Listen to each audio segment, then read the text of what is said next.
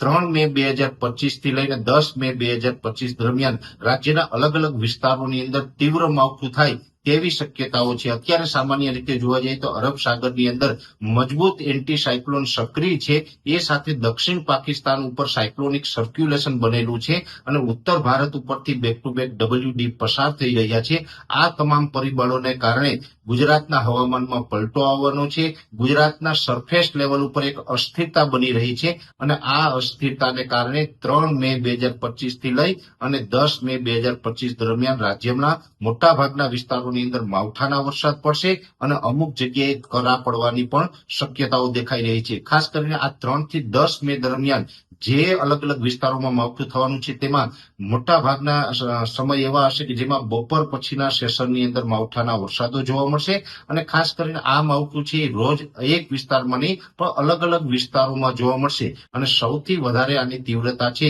એ ઉત્તર ગુજરાત, પૂર્વ કચ્છના ભાગો અને સૌરાષ્ટ્રના ભાગોની અંદર જોવા મળે તેવી શક્યતાઓ છે। ખાસ કરીને ઉત્તર ગુજરાતના જે ભાગો છે એમાં 3 અથવા તો 4 તારીખથી જ માવઠા પડવાની શરૂઆત થશે